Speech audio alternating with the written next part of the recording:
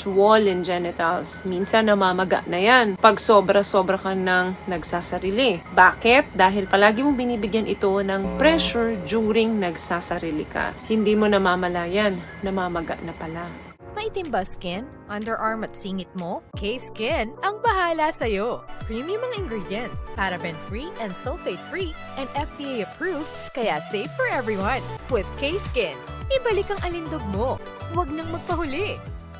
Hi guys! Welcome back to our channel. Kumusta po kayong lahat? Sana ay nasa mabuti po kayo. At sa mga hindi po nakakakilala sa akin, my name is Cheryl Ting. At kung bago lang po kayo sa channel na to, pwede po bang makahingi ng isang favor to please consider to subscribe dito po sa ating channel. And also, huwag niyo na rin po sanang kalimutan i-like and follow ang ating Facebook page official and also ang ating TikTok account, Cheryl Ting. Maraming salamat po. And for today's video, another concern video po ang sabi niya is, ma'am, nauubos po ba ang tamod? Kasi po, onti na lang ang nailalabas sa akin kasi nasa 17 years old pa lang po ako. Araw-araw po kasing nag-aano. Sana masagot. Okay, ganito lang yun ano. Bigyan kita ng example. Kunyari, sa isang gripo, bukas yung tubig, may nakasahod na balde. Then, doon ka naliligo sa balding pinupuno mo. Tabo ka ng tabo. So, kahit nakabukas yung tubig, since tabo ka ng tabo, hindi mo siya mapupuno dahil ginagamit mo palagi yung tubig na nasa loob ng balde. Same lang yan doon. So, kung palagi mong ginagamit, hindi po siya nauubos. Of course, kumukonti, hindi siya napupuno. So, kung palagi kang nagsasarili, hindi na yan tulad nung mga nagsasarili once a week. Compare sa'yo na once a day or maybe twice a day pa. Kumbaga, hindi siya nakakabawi para mapuno bago mo ilabas ito. Okay, ano ba muna ang masturbation or pagsasarili? Ito ay isang act of sexual pleasure by self-stimulating your genital. Very common to, especially sa mga kalalakihan. Of course, may mga babae din gumagawa nito. Scientifically speaking, it's normal po. Kasi may mga health benefits po na naibibigay sa atin ito. Pero, may mga tao pong ginagawa ito once a week, once a month, once a day, or 2 to 3 times a day. Completely personal choice ninyo para mapulfill ninyo yung inyong sexual desire. Nang wala kayong iniistorbong tao or kapartner. May mga side effects ba ang pagmamasturbate? Yes, meron po. Number 1 dyan, pagkatapos mong magsarili, of course, bumababa ang iyong energy. Dahil nag-burn ka ng calories. Alam naman natin na ang pakikipagtalik ay nakakabawas talaga ng calories yan. So, may kapartner ka or wala, same din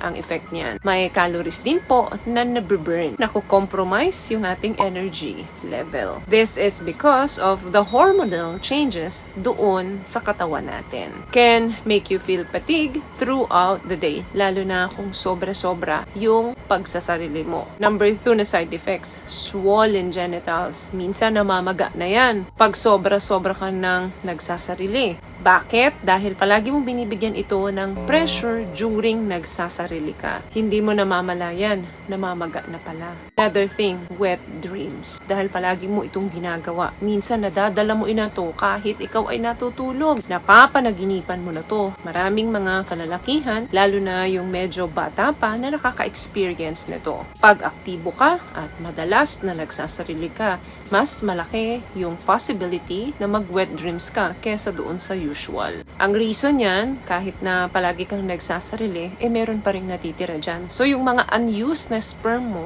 nadadala mo yan doon sa panaginip mo. Kaya, naire-release mo ito later on. Yan yung dahilan bakit mas malaki yung chance na nagbe-wet dreams ang mga kalalakihan. What I love about this product, itong No More Dark Secret ng K-Skin, bukod sa may advanced whitening na siya, na kung saan pwede niyang matulungan na pumuti yung mga singit-singit mo, moisturizing, meron siyang anti-irritation, antibacterial, maintain healthy pH level. Hindi lang pambabae, meron din po tayong pang-lalaki. Pang-apat, dahil nga palagi kang nagsasarili, hindi na nagiging ganun ka-healthy yung sperm. So, anong nangyayari dahil madalas mo itong nire-release? Nagkakaroon ito ng poor quality sperm production. According sa mga research, ang impact ng madalas na pagsasarili na apektuhan yung density and yung semen production.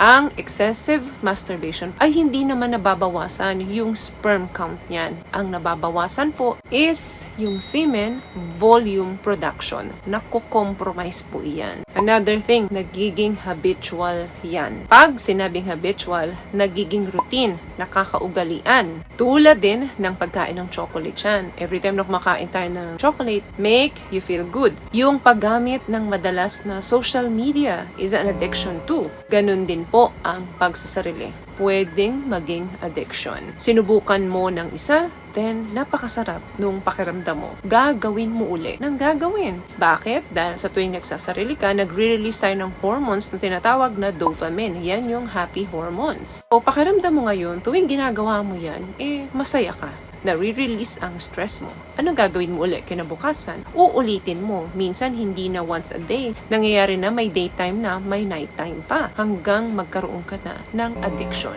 Lahat ng sobra ay hindi makakabuti. Last one na side effects niyan. Nagbabago na yung pananaw mo pagdating sa sex. Nagkakaroon ka na ng mga sexual behavior na hindi naman normal pero isip mo normal yon. Ang pagsasarili po ay kinukonsidered na very safe na form of SEX. Kasi nga naman, hindi ka makakabuntis, hindi ka makakahawa ng sakit, hindi ka rin magkakasakit.